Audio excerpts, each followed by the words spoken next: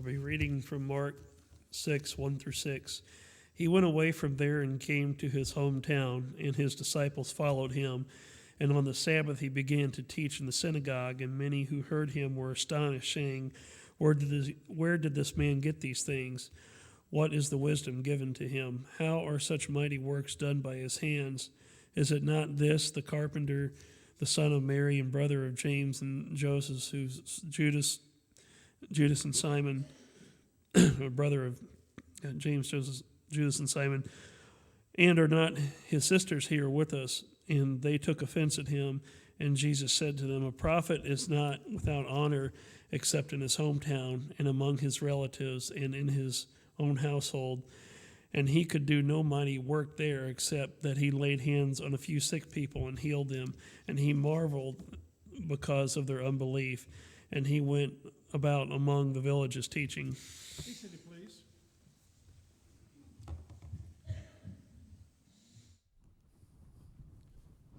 Jesus in the neighborhood. We realize that in one way or the other, it ought to be that Jesus is in the neighborhood today because Christians are in the neighborhood, you and me. But here's an occasion of Mark chapter 6 where Jesus literally was in his neighborhood. And it's going to be very interesting as we study this afternoon for just a few moments what the reactions of the people were based upon Jesus being in their particular neighborhood. He went besides where he was in Nazareth. He went into Capernaum and he went to other places as well. But we all need to understand that when we turn to the Gospel of Mark, we call that the first book simply because Mark was the first writing of the report of Jesus Christ. We typically think that Mark is the writer to the Roman world. He's the guy that just decides, okay, I want to give you just exactly what you need to know. No background of Jewish history, no background of Gentile genealogy like that of Luke. I just want you to know the facts about Jesus Christ. Thus, the reason he starts through the inspiration, the beginning of the gospel of Jesus Christ, the Son of God. And Mark's going to quickly tell us that Jesus Christ is one that was exactly the one prophesied all the way back 750 years before that by Isaiah the prophet. In fact, he quotes from chapter 40 and verse 3 of Isaiah, where Isaiah is talking about, obviously, John the Immerser being the pre-runner or the forerunner of Jesus, or the one coming before him. And he quotes from that saying, here's what John had to say about the Messiah. And then quickly, after that very brief introduction, Mark gets to the heart of the matter. Jesus in the neighborhood. Let's just go ahead and think about it for just a moment. If Jesus was in our neighborhood today, what would we expect from him? If you knew that that was Jesus Christ walking around in your neighborhood with your friends and with your neighbors, what would you expect him to say? What would you expect him to do?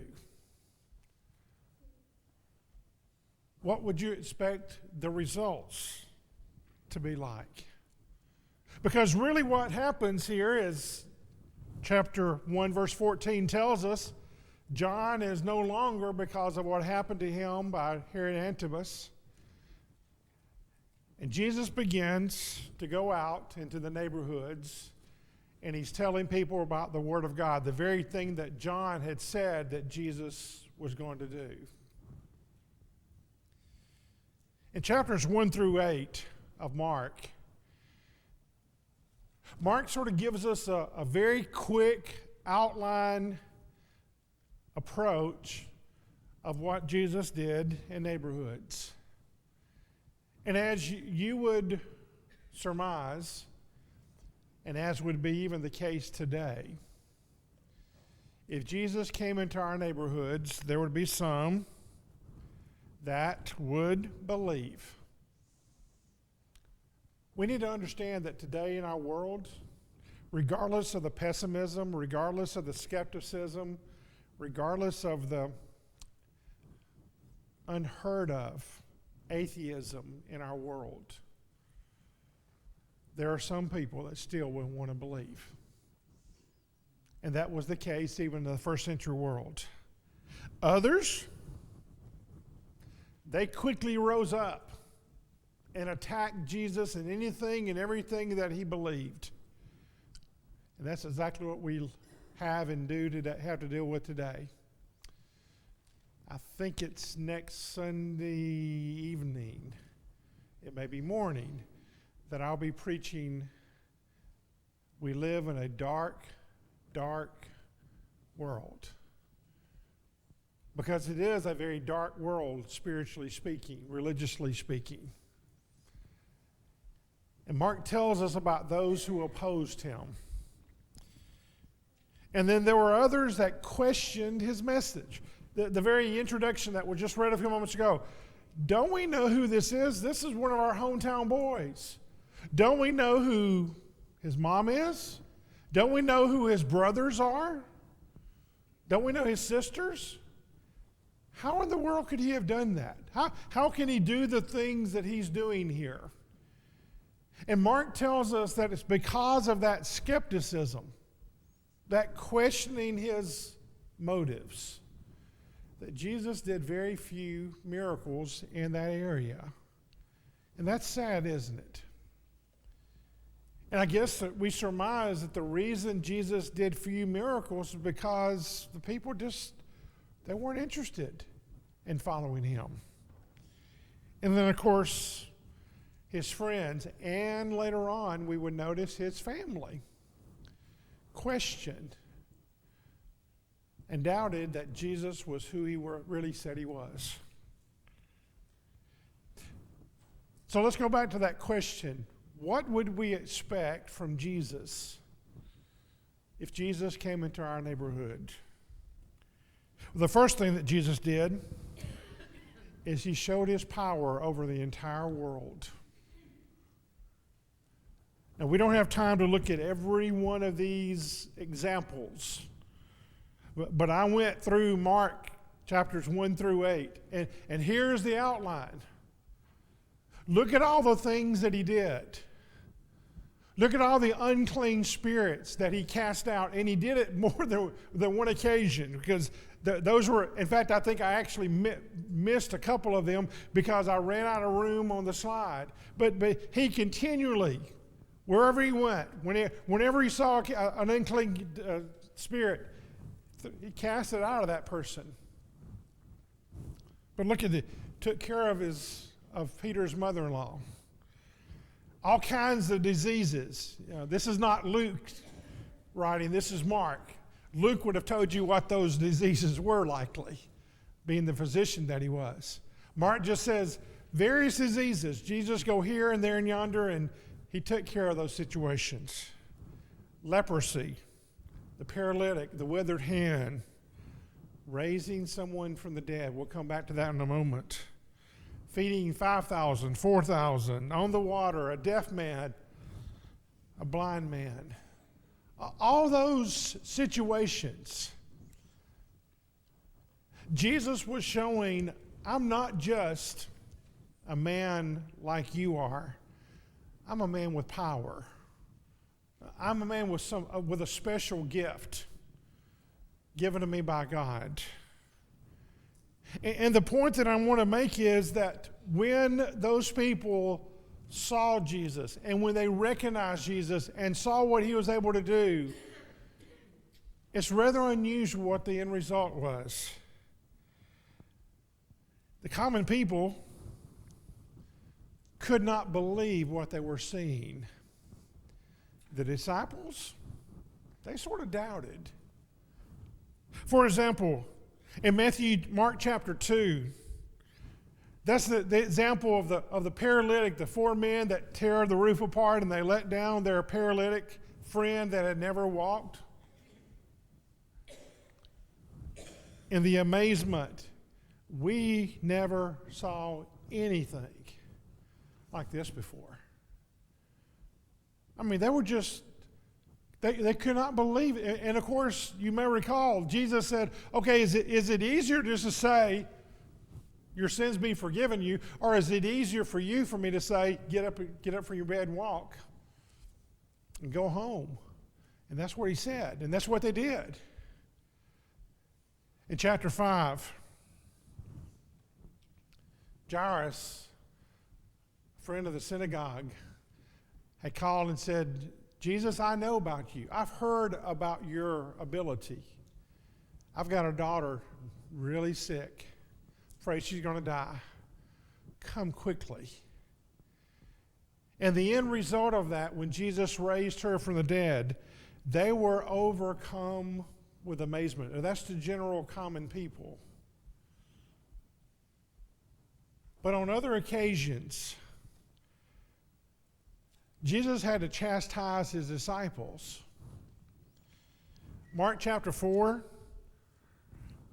Jesus is in the storm, and he stills the storm. And the disciples, they don't know what to do with that. And I really think Jesus said, aren't you the ones who are supposed to be having faith? Why do you have so little faith? I mean, the very ones who should have been impressed the most, seemingly, were somewhat less than that. And when he fed 4,000, they were just, how'd you do that?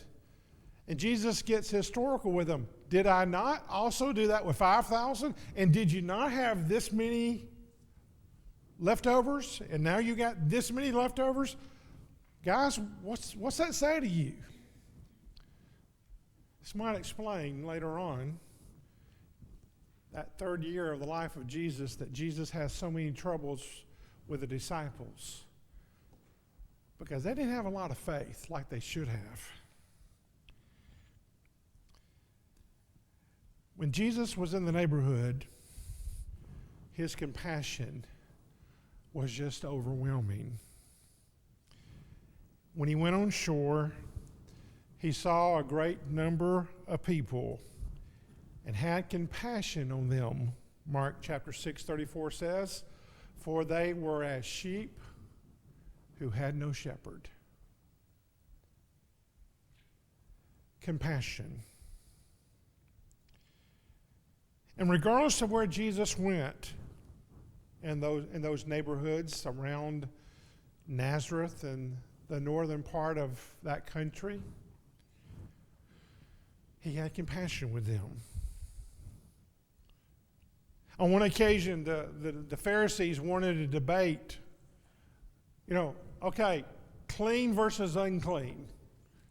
And Mark just sort of, I don't mean to be rude, he just basically, that's not important, as Jesus would say. What's important is that somebody just got healed here. Someone who was in need got taken care of here. He had compassion. And the last time I checked, folks, that's what we've got to have. We've got to have compassion. The psalmist said it this way, he, that is God, heals the brokenhearted, and he binds up their wounds. Psalm 147, verse 3.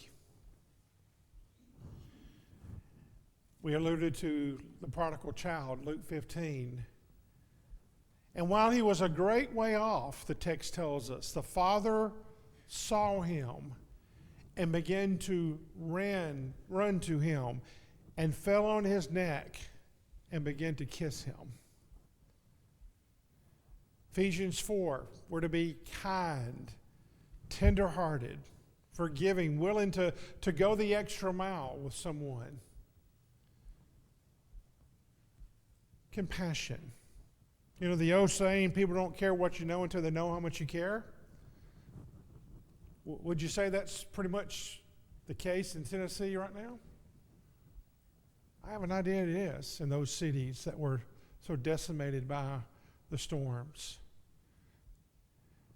And when people come in and they spend their time and they spend their money and they spend their effort and they, what's that say to them? Compassion. If Jesus was in your neighborhood today, he would have compassion. And I think that just means for us today, the same is to be true for us. We're to have compassion. Oh, I realize you can be taken advantage of. That's always going to happen. Always. But Jesus wanted to help people. And sometimes, if you'll notice, he took care of their physical needs before he ever got interested in their spiritual needs. Because you can't really talk to anybody spiritually speaking when their stomach is growling because they haven't eaten in 3 days. And that's exactly the case there in Mark chapter 6 and Mark chapter 8. Jesus said, these people have been with me for 3 days. They haven't eaten a thing. We need to take care of this, guys. If Jesus was in your neighborhood today, I guarantee you he would find people that were evil. Because they were evil in the first century. And you're thinking, hold on, if Jesus is in the neighborhood, everybody ought to rejoice. They didn't in the first century world, and they're not doing it in the 21st century world either. Think about that. When the rulers got a hold of all that Jesus was doing, they tried to come up with every possible reason to condemn him, to sort of lower his popularity. Such things as, well, he's blaspheming, or he's kin to the prince of Beelzebub, the devil, the prince of the devils. Or he's just a great sinner who could care less about his reputation because he actually eats and drinks with sinners. Everything they could say about him, they did. And I guarantee you today that if Jesus was in your neighborhood, that's exactly what would happen. As tragic as it was a couple of months ago when there was a shooting in Texas, and you know the end results, it wasn't but a couple of days before people of a particular mindset, and particularly of a particular belief system, started questioning people having the right to have something to protect themselves wherever they were. Or some of the politicians that made statements about those kind of terrible things. We live in that kind of world. You see, Jesus was a threat to them in all kinds of ways. He was a threat to their religious beliefs. He was a threat to their power. He was a threat to their hold on the people. He was a threat to their money. Because if people started giving to Jesus and to what he was doing, or listening to him about love for God first instead of taking care of deeds in the temple, I mean, he's going to destroy us. Because you see, they were there not because they were righteous. Some of those guys had bought their way into the to the system. By the time we get to Paul, and Paul's dealing with those crazy folks that were trying to kill him on several occasions in Acts 21, 22, 23, 24, on we go. Those guys in high places, they'd bought their way in. They had made friends with the enemies, the Romans, to get where they were. Jesus was an enemy to them. And Jesus said of them, you want to know the truth?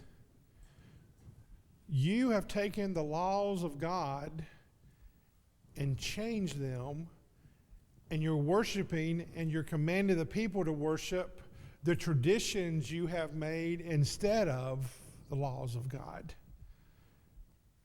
And that's sacrilege. That's wrong. And he said, your heart is far from me because you've taken these commandments and made them law, and you've totally disrespected God's word in so doing. Would you say today that that happens in our world, religiously speaking? If Jesus was in our neighborhood today, there would be a great emphasis about just simple faith. Finding hearts that were fertile, wanting to change, to believe in someone like Jesus. Mark, who do you have for nominations? Well, what about the woman that we often forget about? I was told no, I better not say that. Let me move on. I almost got myself in big trouble. Anyway, you're going to wonder what in the world was Ron thinking about.